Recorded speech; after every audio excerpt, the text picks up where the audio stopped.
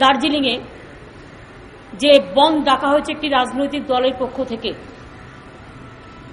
গত 8 দিন ধরে স্কুল কলেজ বন্ধ,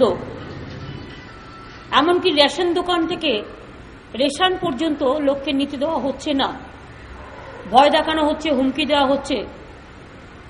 গাড়ি ট্রান্সপোর্ট থেকে শুরু করে সবকিছুই প্রায় গায়ের জোরে জুলুম বন্ধ করে রাখা হয়েছে। চা বাগানগুলো খোলা থেকে শুরু করে চা বাগানগুলো চা সাপ্লাই করা বন্ধ করে দিচ্ছে, নানা রকম ভাবে অবস্ট্রাকশন করা হচ্ছে। এবং স্কুল কলেজে বাচ্চাগুলো পড়ে, তাদের ইয়ার নষ্ট হয়ে যাচ্ছে। টুরিস্ট চায় না, কোনো হোটেল চায় না, কোনো স্কুল কলেজ চায় না, কেউ চায় না, দার্জিলিংয়ের সাধারণ মানুষ চায় না।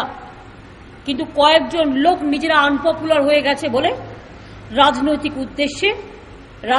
উদ্দেশ্য চরিতার্থ করবার জন্য 8 দিন হয়ে গেল। আমি ভেবেছিলাম আমার হোম সেক্রেটারি গিয়ে ঘুরে আসার পরেও তাদের সুবুদ্ধি হবে। সুবুদ্ধি হওয়া তো দূরের কথা, এখনো পর্যন্ত তারা প্ররোচনা, উত্তেজনা এবং হুমকি দিচ্ছেন। এবং আপনারা জানেন কখনো কখনো গভর্নমেন্টকে সাংবিধানিক কাঠামোয় চলতে হয়। সাংবিধানিক কাঠামোয় চলতে গিয়ে আমরা দার্জিলিংয়ে আমরা এগ্রিমেন্ট করেছি ট্রাইপার্টাইট, আমরা ইলেকশন করেছি, ওরা ইলেকশনেও প্রথমে ভাগ নিতে চাইছিল না।